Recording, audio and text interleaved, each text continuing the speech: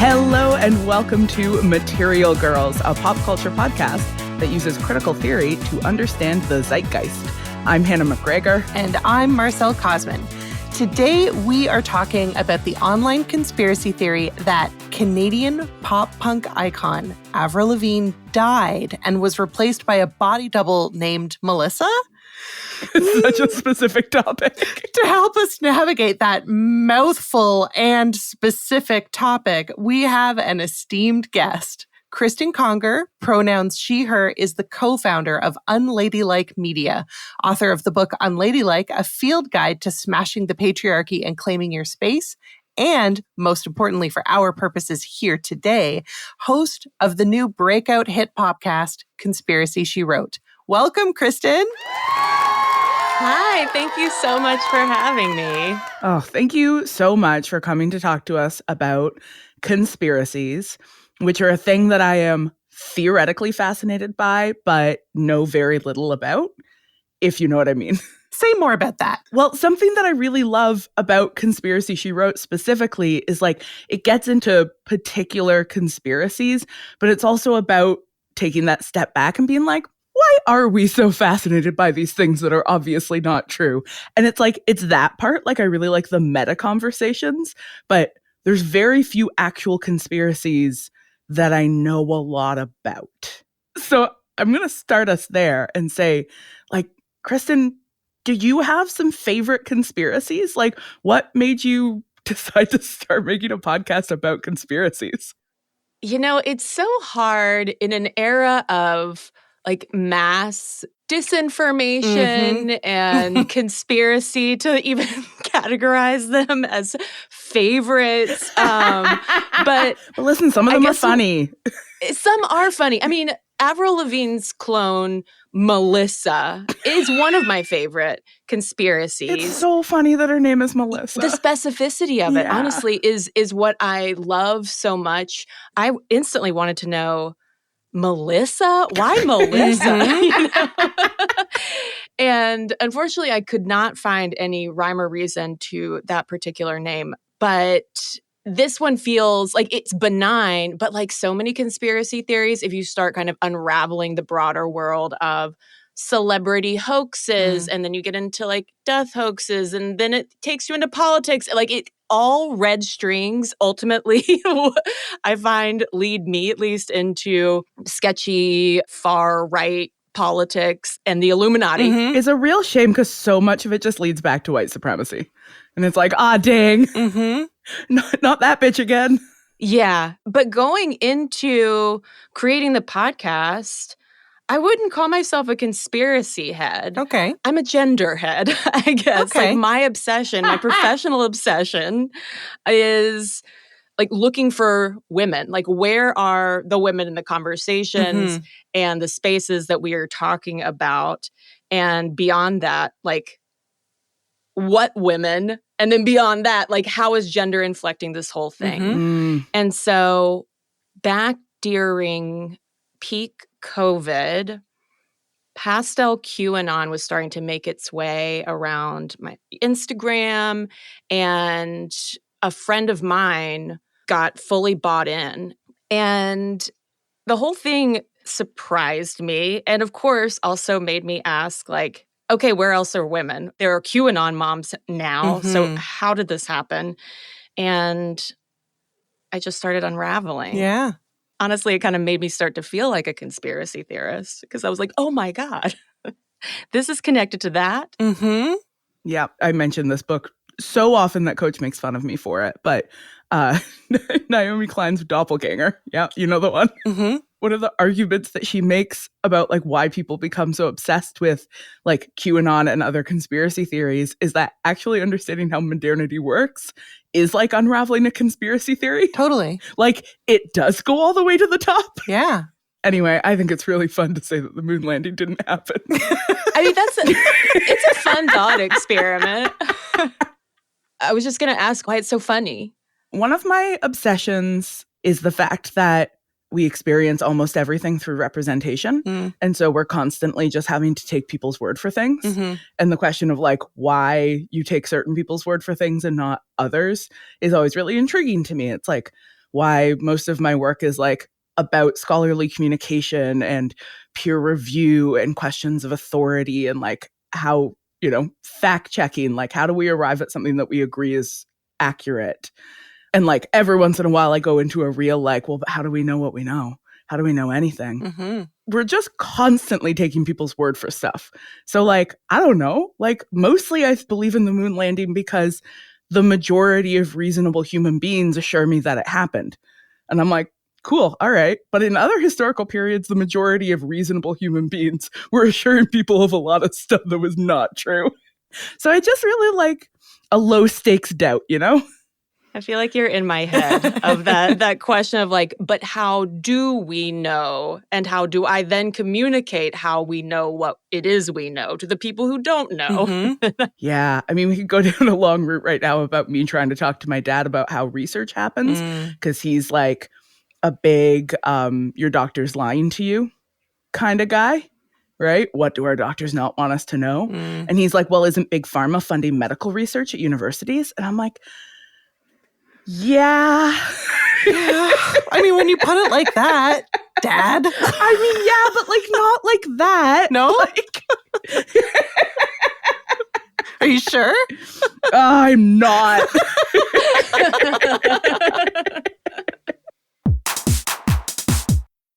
Our first segment, Why This, Why Now, is where we ask the materialist question, what are or were the historical, ideological, and material conditions for our object of study to become zeitgeisty?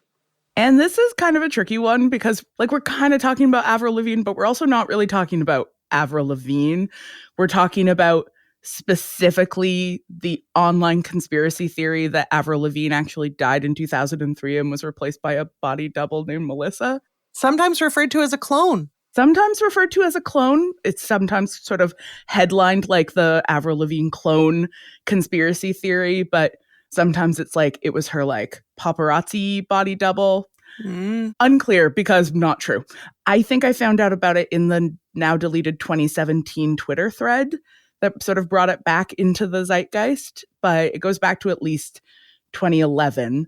Marcel, had you come across this conspiracy theory before? Did you know this one? Yes. I can't trace when I learned about it, and because I don't think I knew about it when it was like happening. I think I learned about it, like you were saying, similar to you in like the Twitter discourse. Yeah. But for me, the main reason why it was intriguing to me is because it explained why she would marry Chad Kroeger from Nickelback. Because like the Avril Lavigne who wrote Skater Boy would never. She would never. She would never. That's Melissa. That is Melissa all over. So there's obviously a lot to unpack here, but luckily for us, Cristen, you are an expert in the topic. In fact, you have a whole podcast episode about this specific conspiracy. So to begin, in case listeners don't know, Avril Lavigne is a Canadian musician, from what I could find, Belleville, Ontario. That's not true. I went to high school in Belleville. She's from Napanee, Ontario. Okay. I don't know where you got your shoddy research information, Hannah. And this is how misinformation circulates. That's right. And there's simply no way to verify. So Napanee, Ontario has like a sign that's like home of Avril Lavigne. Couldn't possibly say one way or the other. So she's from somewhere in Ontario. Southeastern Ontario. And she skyrocketed to celebrity when she signed a recording contract with Arista Records at the age of 16. But Cristen, on your podcast, you point out that Avril Lavigne's Insta fame was very much in keeping with the pop music landscape of the time. So could you tell us a little bit about like Avril Lavigne's early celebrity? Well, it was, early 2000s and peak MTV TRL era. I remember seeing her appearances on TRL. I was not a fan. I did not like the neckties. Same. I thought they were cool as hell. But and I still do. But this was the era of the solo female pop stars. So you already had Britney and Christina, Shakira and Pink. And you also had these kind of pop punk boy bands.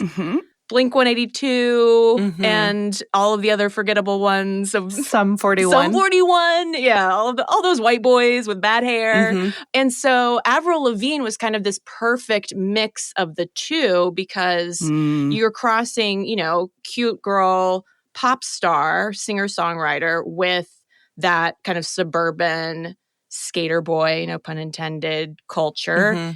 And it's Avril Lavigne. And it is wild to think that she was only 17 when she went platinum the first time. It's crazy. Yeah, she was a kid. Yeah. It's funny for me to be thinking about this because I went to high school in Belleville. And so I remember like when she became a big deal, it was an especially big deal for us sort of like small town, small city folk in the relative periphery of where she came from. And there was a lot of like, oh, I knew her. And like, oh, I taught her how to play guitar. And I like, she's my best friend. And like stuff where like, that. Oh, yeah. Maybe. Okay. And so like, I think for Canadian teens, in general, it was a really big deal because Canadians, like, we're not used to having, like, somebody explode from our neck of the woods. It was a real moment for sure. Okay, so from when she hit the big time to when the conspiracy, like, sort of took off, like, how much time would that have been? So from what I can tell, in 2002, she releases her debut album, Let Go. It's a smash, as we've established. And it does have some bops, for sure. Totally.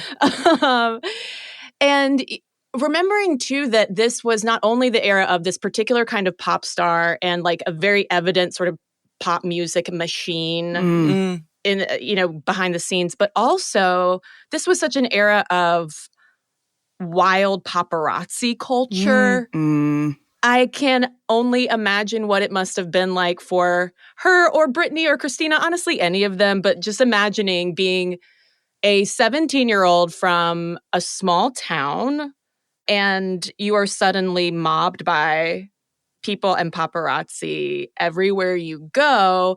It's this very particular point in our kind of early millennial pop culture. Yeah, one that we're like grappling with now, right? That like collectively, like the documentaries about Britney Spears, where we're like, hey, wow, actually, we sort of collectively agreed it was okay for a lot of adult men to serially harass a teen girl. Like, that's actually pretty fucked up. Yeah, it was a gross era.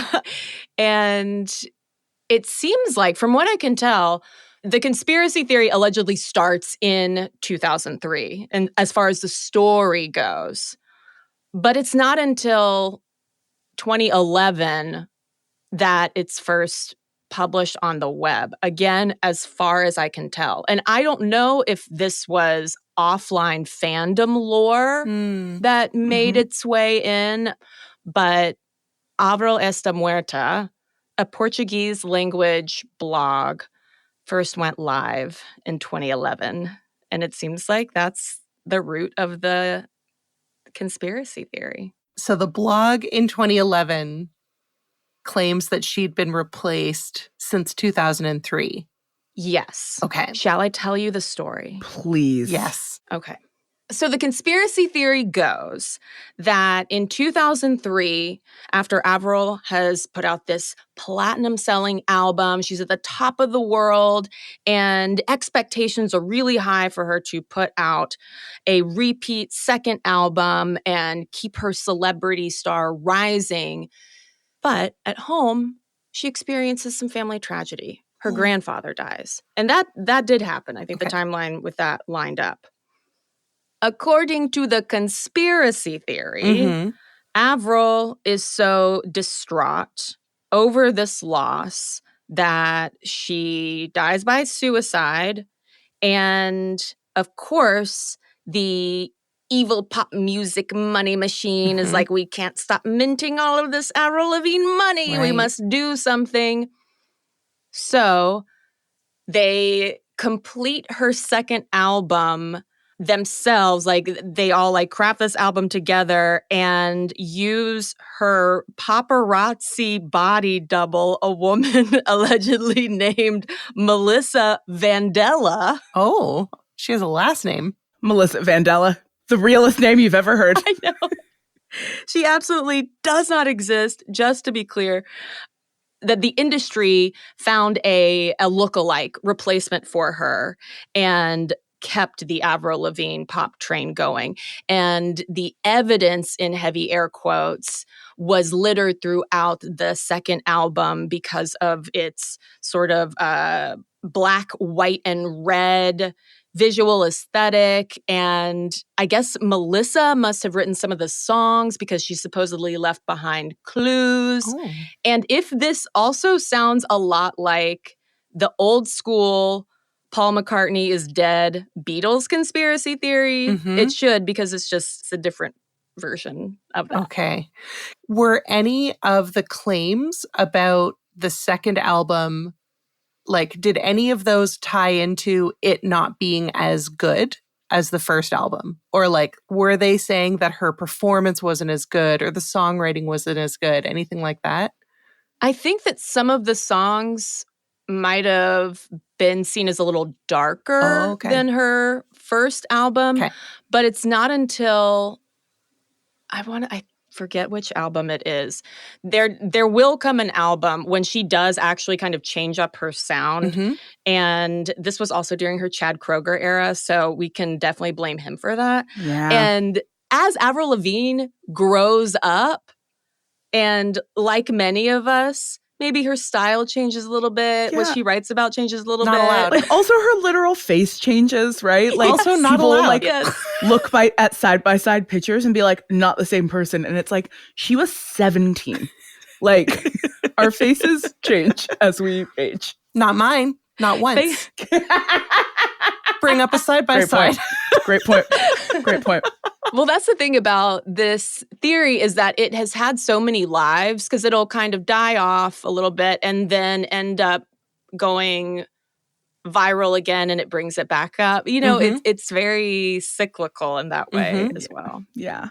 And I'm interested in talking about this, like, its many lives, but I think there's something really important we've got to establish about this Portuguese blog, which is that the writer of the original conspiracy theory was like, tee-hee, I'm doing a creative writing project. What? Like, what?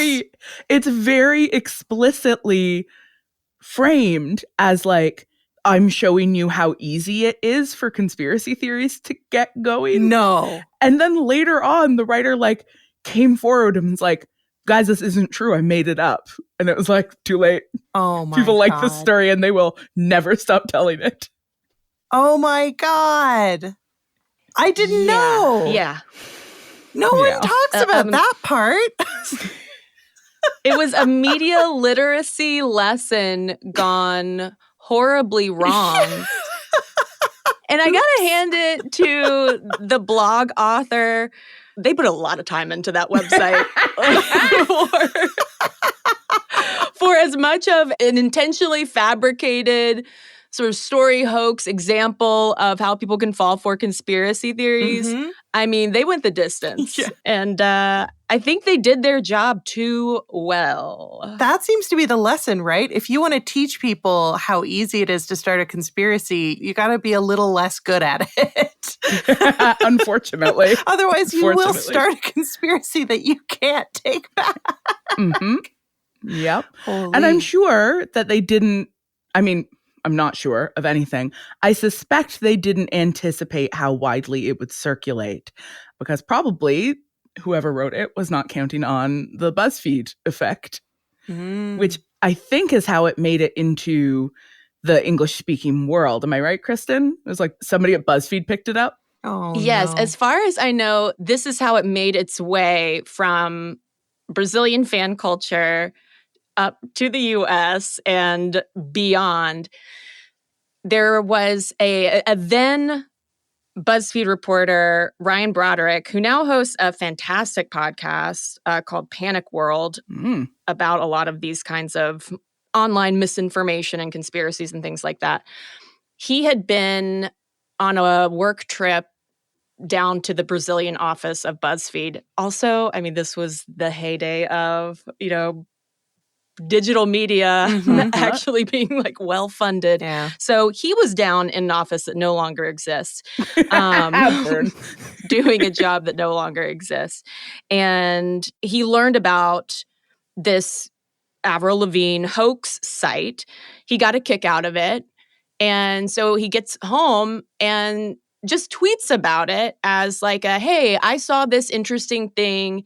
And I want to say in the original tweet, like he was not posting it as oh my God, is Avril Lavigne dead? It was, oh, here's an interesting like media satire experiment that I learned about when I was in Brazil. Mm-hmm. And from there, the content aggregators in the Brooklyn area took it and ran with it. And so that was the first time it really went viral in the US, as far as I know. Mm-hmm. So there's two pieces of context here that I'm really interested in picking up as we think about the like material history of this conspiracy theory. I want to talk about the way that pop stars were being created in the early 2000s and this sort of idea of like plucking young people out of relative obscurity and like turning them into celebrities. And then I also want to talk about like the rise of born digital publishing and sort of the publish for clicks model. We're going to do publish for clicks second because it is more grounded in actual information. Whereas this first one is kind of Hannah's kooky idea. Is this your conspiracy? Is this your... It's kind of my conspiracy, which is that I really think that the idea of celebrities coming out of nowhere isn't possible anymore because everybody spends their whole lives online. And when people become famous, it's like they become famous mostly through social media of some kind, right? So like you can see where people come from. So it's like celebrities have provenance now. We can like track them. But somebody like Avril Lavigne, like we don't even know where she's from. It could be Belleville. It could be Napanee. It's definitely Napanee. It's definitely not Belleville. I would have known. I would have known if she was from Belleville. I was there. I was there. I believe you. But we get these people, right, who like nobody has ever heard of. And then suddenly they are being like constantly photographed. So this movement from obscurity to being like a media phenomenon, I think has the potential to breed a particular kind of like the media must have made you because you didn't exist before and now you exist. I feel like that lines up with the way that we even thought about boy bands at the time, right? Like it was so common, at least for like arrogant little shits like me, to be like, they're not even a real musician. That band was just constructed by the media industry. They were just pulled out from these separate things and put together and told to make music. And so therefore, they're not real musicians. 100%. That's exactly what I used to sound like. Yeah. Wow. Wow. You sound different now. And we thought we were smart for recognizing the machine at work. That's right. Yeah. Yeah. Just like recognizing that Big Pharma funds doctors and medical research, right? Yeah. It's like I figured out that there is a machine at work that is actively trying to control my perception of something. Yes. Yes. And so there's a bunch of possible responses to that. And one is certainly that like, rejection of the media created celebrity and a drive towards ideas of authenticity and unmediated encounters with artists. But I can see the conspiracy thinking also emerging out of that same recognition. Totally. Right? There's a media machine that's trying to tell me a story, trying to manipulate me into believing something. What else is it manipulating me into believing? Exactly. Conspiratorial thinking also just, I think, naturally lends itself to fan culture, where you have a group of people who find each other. They are all collectively invested in this one person or media property, whatever it is that they're collectively obsessed with. And obviously the the level of access and surveillance, I suppose, is way more intense today. Yeah. But I think we'll get more into that.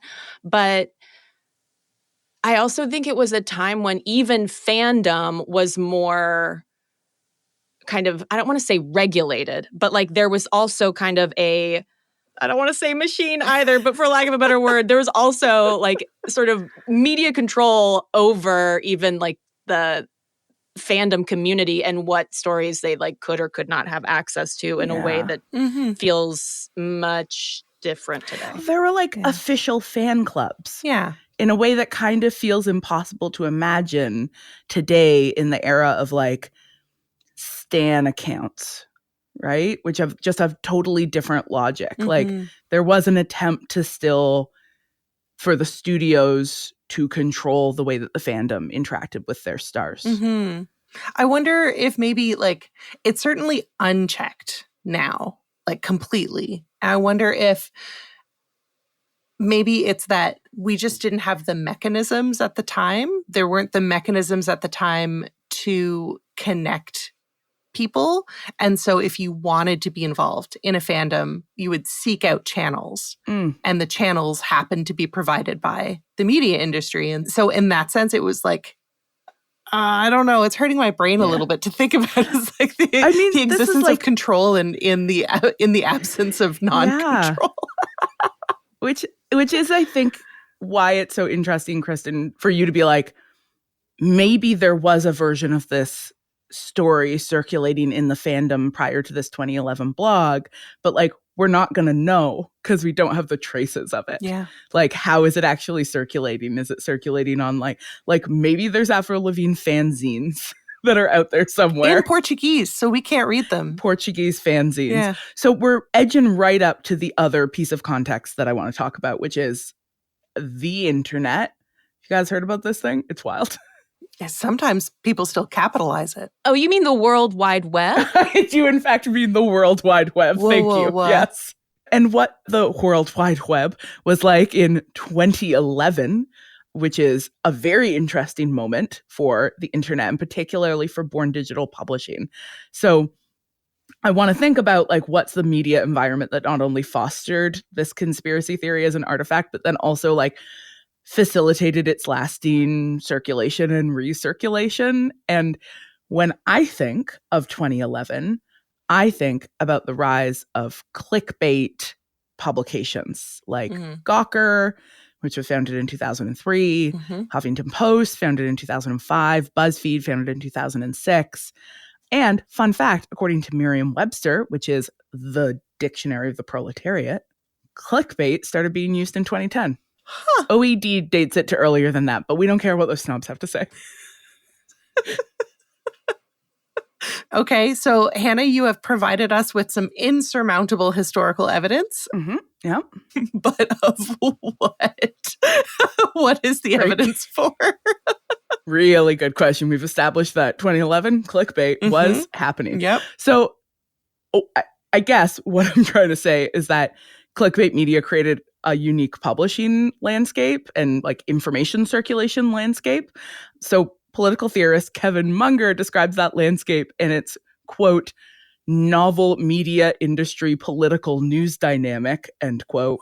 We'll get back to this guy later, as clickbait media, capital click, capital media, clickbait media. And a few things characterize this landscape, including its reliance on social media. So it's a publishing landscape that's really targeted towards a user base that is finding stuff through social media and sharing stuff through social media. And the other really sort of defining characteristic is the need to be constantly churning out new content to be shared, because the economic model of most of these sites is based on cumulative traffic. Yeah. It's like we just need to constantly be producing new content so that people are clicking and sharing and coming back to the site. And that's how they, you know, briefly afforded international offices. What a time. So we get the rise of article headlines written to encourage you to click on them, like the sort of Upworthy style, like you won't believe what happened when this dog met this elephant. You made it up? Okay. That was really good, Hannah. But you really want to click on it, don't you? That is good. I do. I want to know. Yeah, they became friends. Not only because they encourage clicking, but also because they encourage sharing. That makes a ton of sense. I can't help but notice as I like go through my own like Google News feed that even like mainstream but quote unquote reliable media, they don't use clickbaity headlines, but they do cut off the headline before you get to the punchline. Yeah. And so like it's still functioning in the same way. Like I want to know what Trump's executive order. You won't believe what 5 executive orders Trump signed this week. You're like, fuck, okay, BBC. So the media landscape is irreparably changed. Some might say irreparably damaged. I won't say that. But how are we going to bring this back to Avril Lavigne? A great question. And here I'm going to throw back to you, Cristen, because on the episode of Conspiracy she wrote about Avril Lavigne, you have professional Snopes fact checker Noor Ibrahim on. Thank God for Snopes. And she talks about how many celebrity death hoaxes are just clickbait. So can you summarize for us, Cristen, like why are celebrity death hoaxes so effective at getting people to click on things?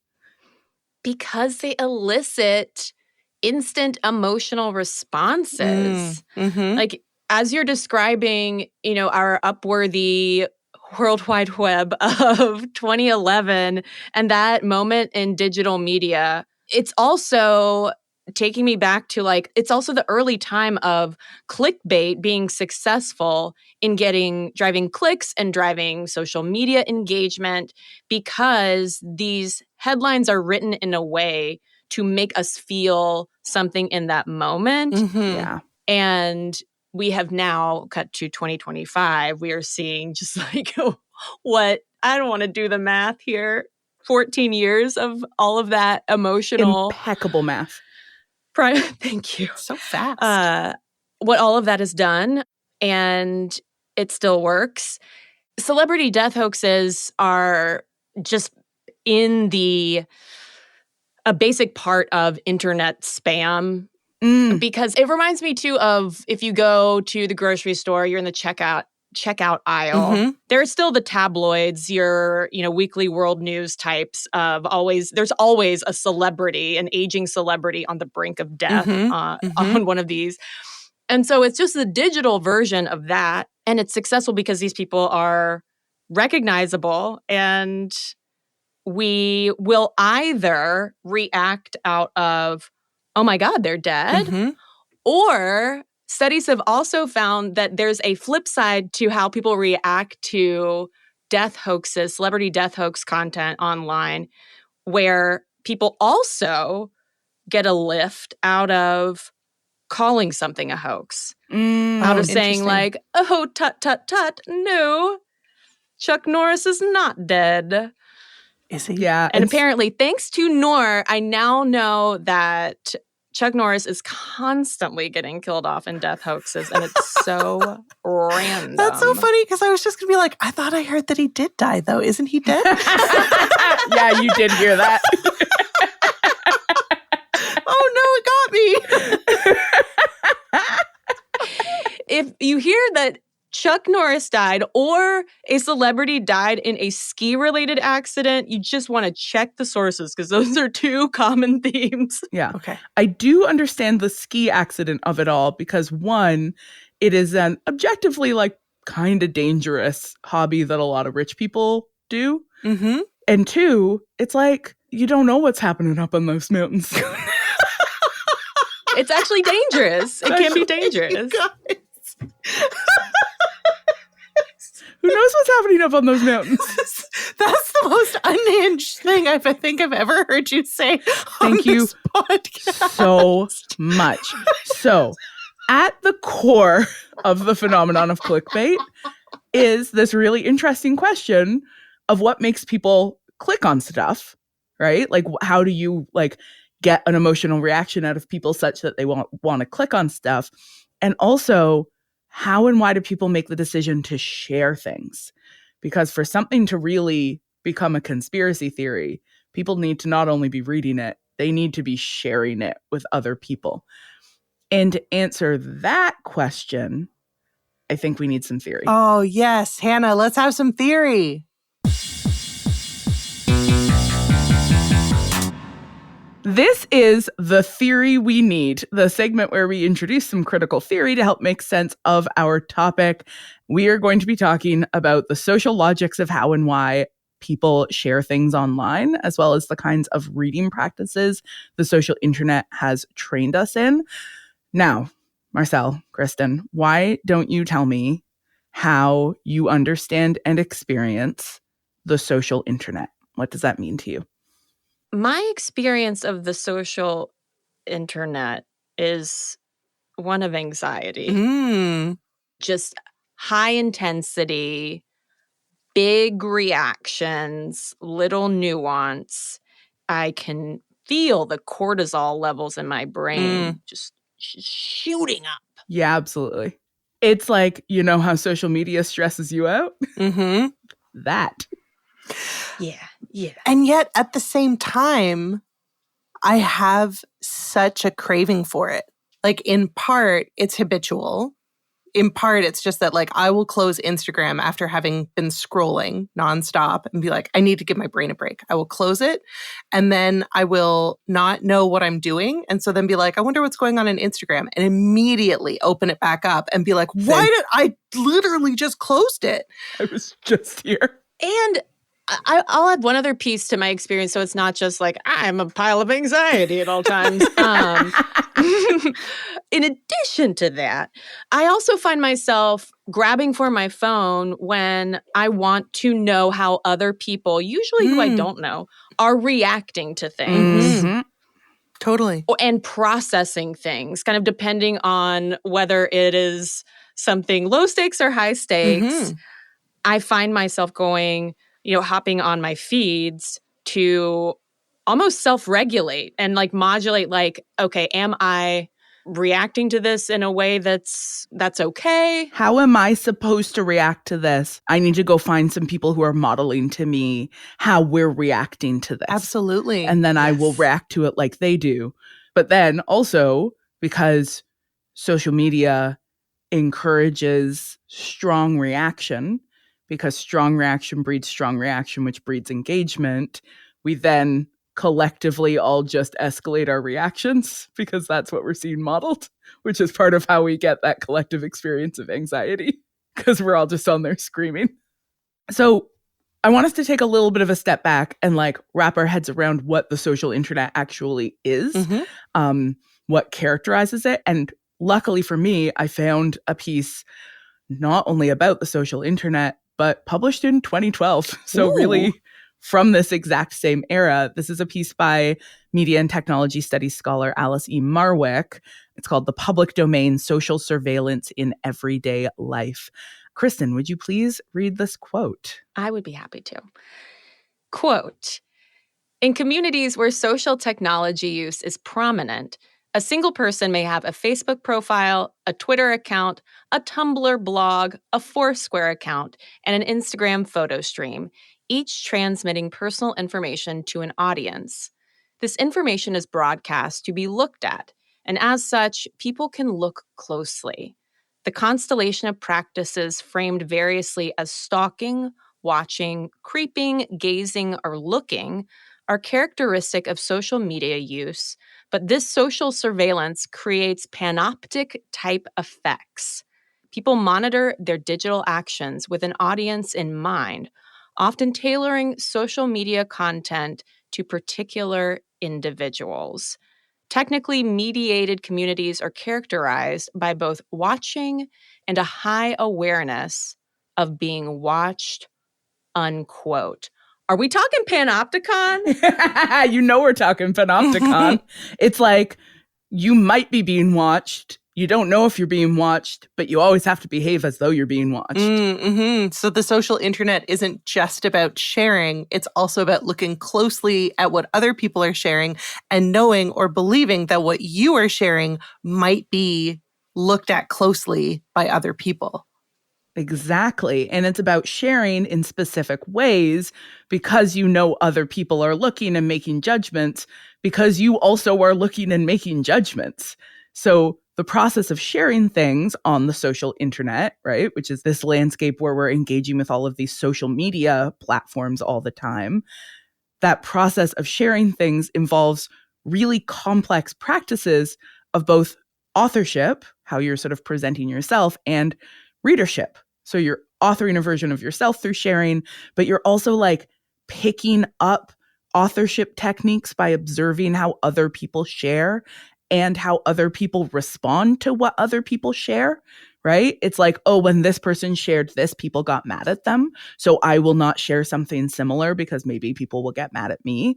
Or this is the kind of post I'm seeing and I like it and I see it getting a lot of positive attention. So I will do something similar, right? So we're like learning how to construct our online personas in part through practices of close reading of how other people are constructing their online personas.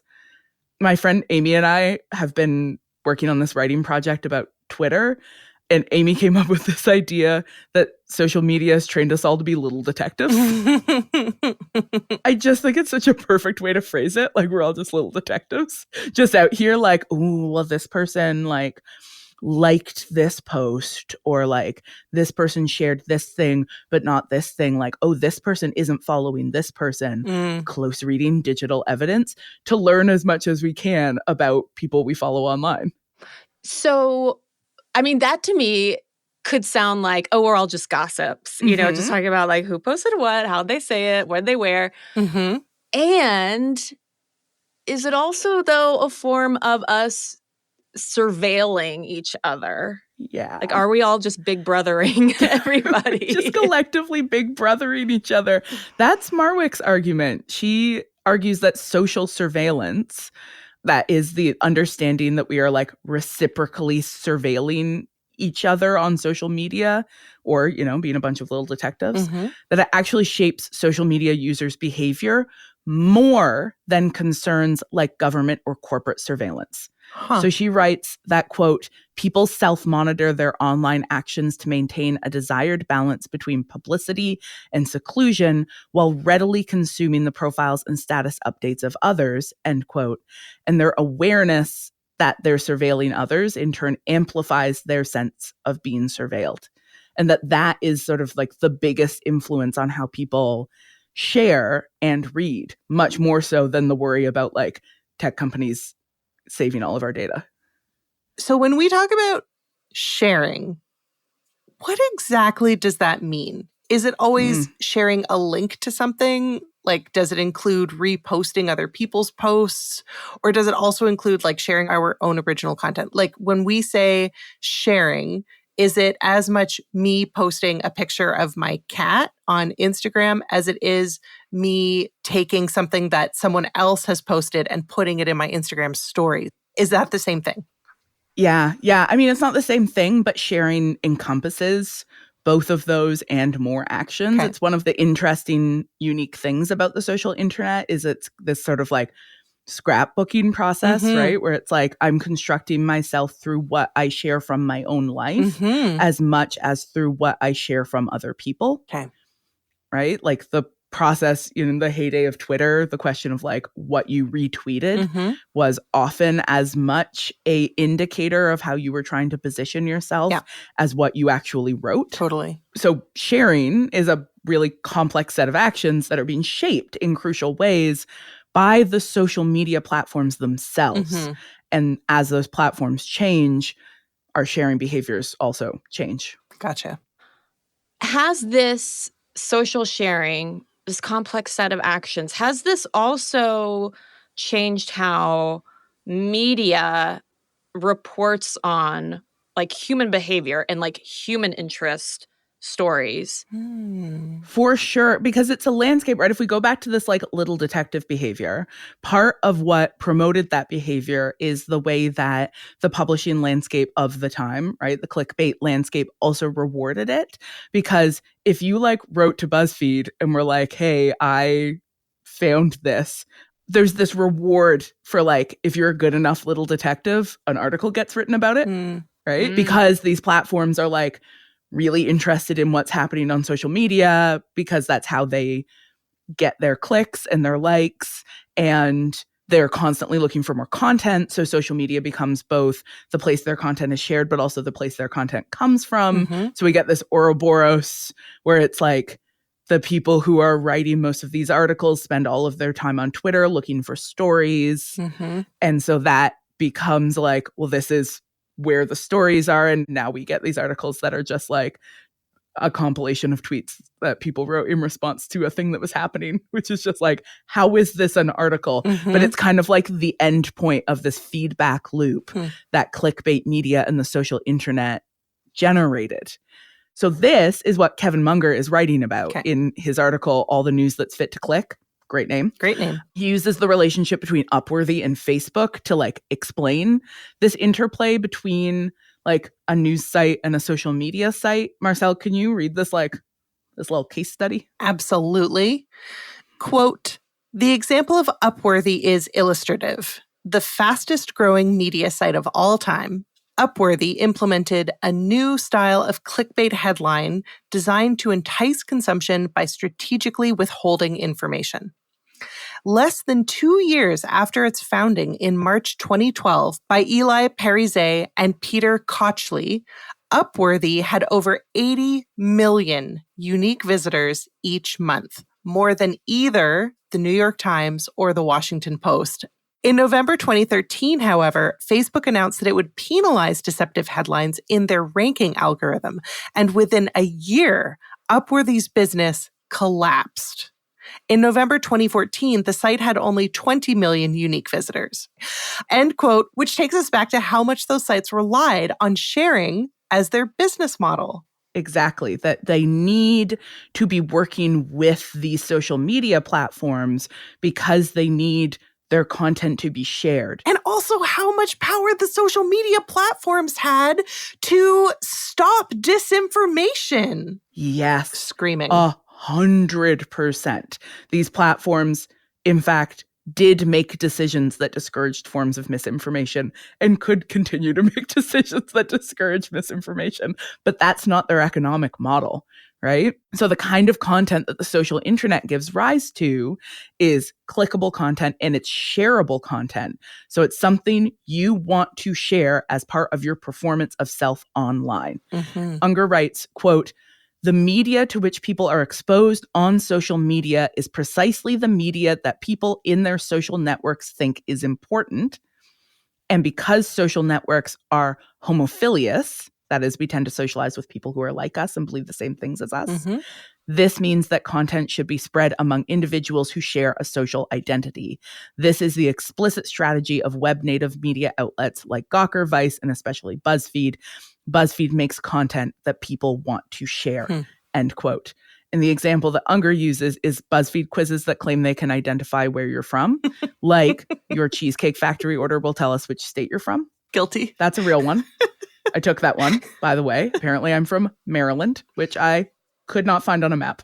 Well, and this is what Nur, the Snopes fact checker, was telling me about why people respond to celebrity death hoaxes and other kinds of misinformation, that people share it because they want to be a part of that cultural moment. They want to find connection with other people through this sharing, through the news, or even through being the actually person who's like, they're not really dead.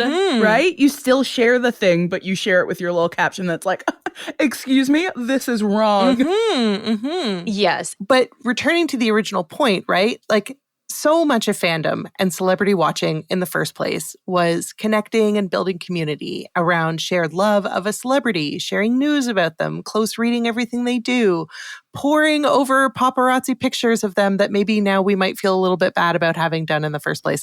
And of course, sharing elaborate theories about them.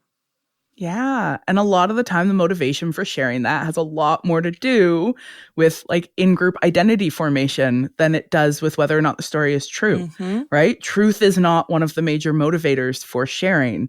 Identity is one of the major motivators for sharing. And so as digital-born publishers with a financial model based on shares and clicks observe this behavior, they continue to generate stories that aren't so much about truth as they are about how much people will want to share them. It sounds like the perfect storm for an entire generation of misinformation. And conspiracy theories, just full-blown. So many. Just My so God. many. You two, stop spoiling my thesis. Oh, sorry.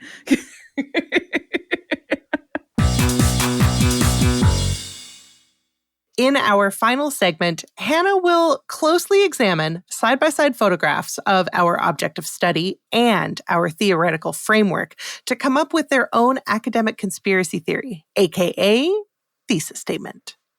The surprising endurance of the Avril Lavigne body double conspiracy theory has, I think, a lot less to do with Lavigne herself than with the media ecosystem that fostered it. Starting in the mid-aughts, a slew of born digital publishing platforms arose with a new economic model, a near constant output of content that encouraged readers to both share links on their social media and to click on those links. From what kind of French fry are you style quizzes, spicy curly, obviously, to Upworthy clickbait titles, to juicy celebrity gossip, this kind of click and share publishing is about numbers. These sites weren't about asking for subscriptions or financial support. They were trying to drive enough traffic to their sites that advertisers would consider them a worthwhile investment. Shareability quickly became a more important metric than, say, accuracy. At the same time, the rise of the social internet created a landscape for users who were all being taught to be little detectives, to close read what we were looking at, and in turn to assume that everything we shared would also be close read. And that reading practice was in turn rewarded by a publishing landscape that was desperate for shareable content, meaning there was a chance you'd get your 15 minutes of fame by being the person to notice that a famous author had been liking a TERF account's posts, or that a celebrity wasn't wearing their wedding ring in a pap shot, or maybe that a photo of the royal family had some suspiciously misplaced shadows. The result was a perfect storm of fact-agnostic but analysis-obsessed media, where it mattered a lot less whether something was true or not, as long as it made people want to share it and talk about it. In this essay, I'd love to connect this landscape to the rise of, fake news as well as right-wing trends like transvestigation. Because I do think they are very closely related. Totally agree.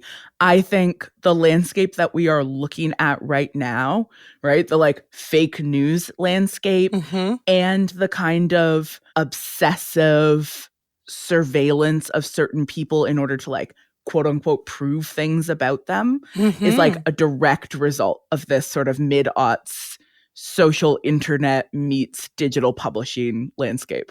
Maybe I can kind of kick us off, because so much of this conversation, I've been thinking it's so incredible to me that while we're being little detectives and being trained to be little detectives and obsessively pore over this information, it hasn't translated to an obsession for factual information, right? And that's what I find so wild. It's like you're piecing information together and you're mapping out the relationships, but without actually bothering to concern yourself with it. Well, is it true? Yeah. And that's confusing to me. I mean, I think a really good example of this is this rising phenomenon of transvestigation. Cristen, can you define this for us? Because I think that this is sort of a topic you have been doing some thinking and work on. So transvestigation is like a portmanteau of transgender and investigation, and hence you get transvestigation. But it's not really an investigation. It's just a whole brain rot conspiracy canon that essentially every celebrity, public figure, politician, basically that everyone who is famous who you might not like is secretly trans. It frames trans identity and gender identity as some kind of secret identity, some level of deception that is being pulled off. And it quickly veers off into Nazi skull science measuring, and they love to look for what they call wonky eyes. It's just a constantly, using really bad Photoshop and low-res graphics of truly skulls to then put them over photos of famous people and claim that they are trans. But it usually seems to be kind of like the worst Reddit bros kind of vibe of the people who are posting. Like, they're trying to present as scientists. Right. Yes. You know, they use fake language in terms like elite gender inversion, that essentially like once you become elite, then you enter into this trans Illuminati. And as absurdist as that sounds, it's just a few clicks away from TERFs. Yeah. You know, they're really not all that far out, unfortunately. Yeah. But it's the same kind of thing where, on the one hand, it's clickbait, internet spam, who cares? Yeah. But it's along the same quote unquote logic as organized transphobia and TERFs who are actively applying the same kind of gender policing and body policing to constantly try to out people and shame them. Yeah. An important thing to remember about little detectives is that they're a subcategory of little cops. Ah, okay. Right? That's very helpful. Like, this obsessive kind of surveillance, which again is like being actively rewarded by this media landscape.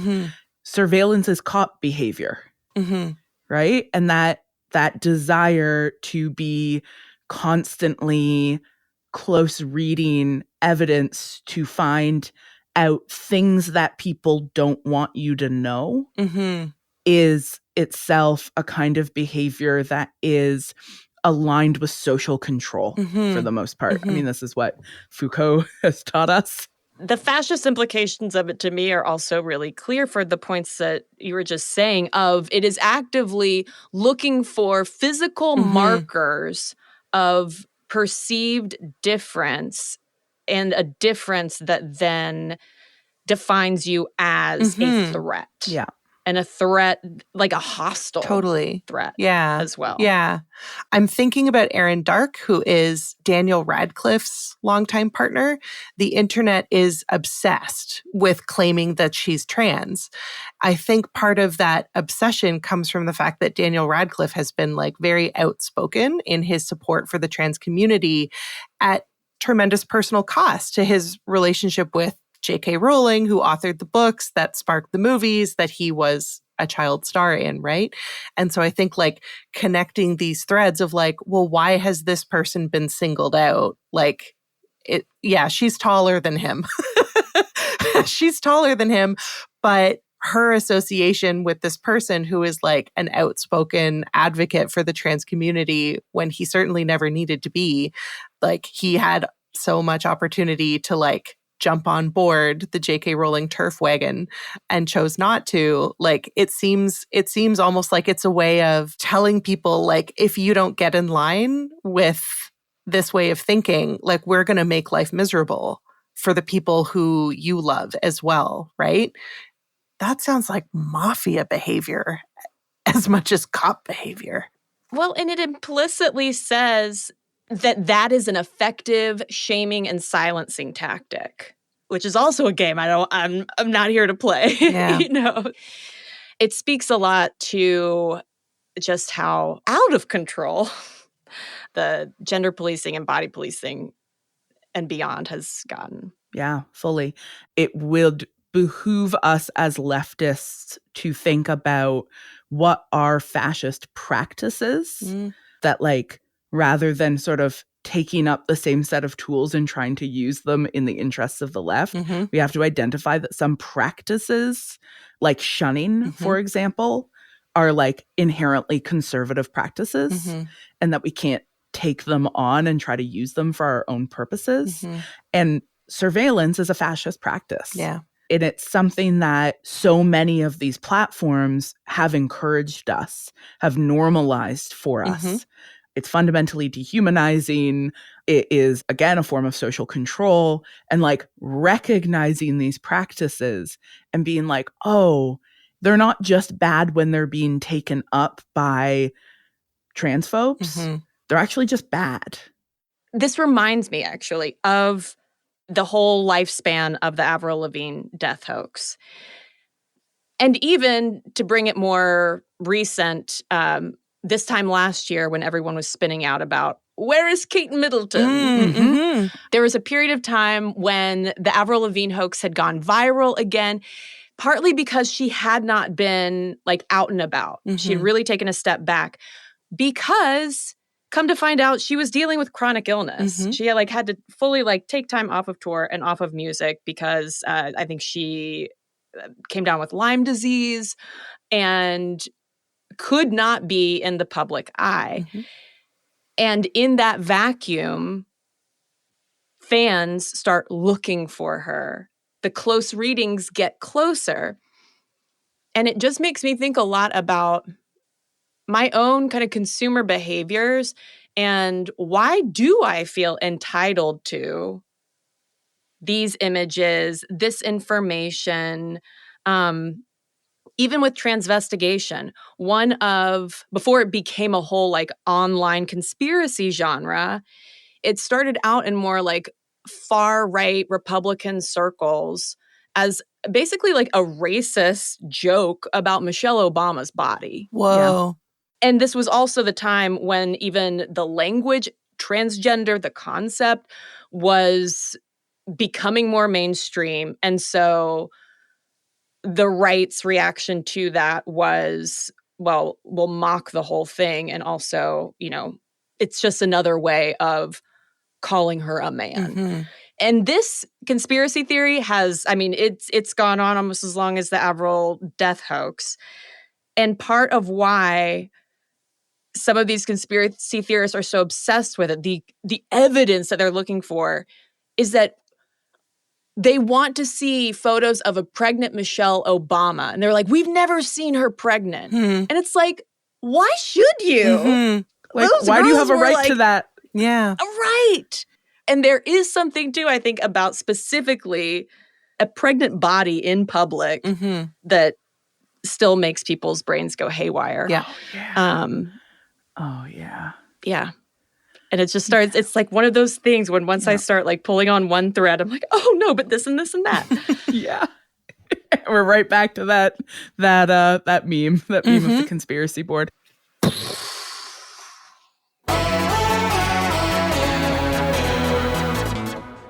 Material Girls is a Witch Please production and is distributed by Acast. You can check out owitchplease.ca for our episodes, transcripts, reading lists, and merch. And if you want to make things even more complicated, why not listen to Gender Playground, a podcast about the joys of gender-affirming care for kids, and watch Making Worlds, a video podcast about sci-fi, fantasy, and the radical power of imagining otherwise. You can subscribe to our excellent newsletter at ohwitchplease.substack.com and our even better Patreon at patreon.com/ohwitchplease. And of course, you can find us for now on Instagram and Threads at ohwitchplease and on TikTok for now at ohwitchpleasepod. Cristen, where can people find out more about you and your work? You can go to conspiracyshrewrote.com if you want to check out that podcast. You can also listen to my other podcast, Unladylike, if you're interested in more just kind of straight feminist media talk. And on social, Instagram and TikTok, I believe, you can find me at Unladylike Media. Nice. Thanks, as always, to Auto Syndicate for the use of our theme song, Shopping Mall, and of course, to the whole Witch Please Productions crew, our digital content coordinator, Gabby Iori, our social media manager and marketing designer, Zoe Mix, our sound engineer, Malika Gumpankum, and our executive producer, Hannah Rehack, a.k.a. Coach. At the end of every episode, we will thank everyone who has joined our Patreon or boosted their tier to help make our work possible. Patreon support is the way we pay our incredible team, so when we share with you a secret or tell you that you're a skater boy, we really mean it. Our enormous gratitude goes out to Willow M., Meryl, Laura M., Erica V., Annalise, Prairie Wildflower, and Jennifer L. We'll be back next episode with a material concerns installment. Ooh. So send us your questions about Avril Lavigne, conspiracy theories, and surveillance society. But until then, later, celebrity replacers.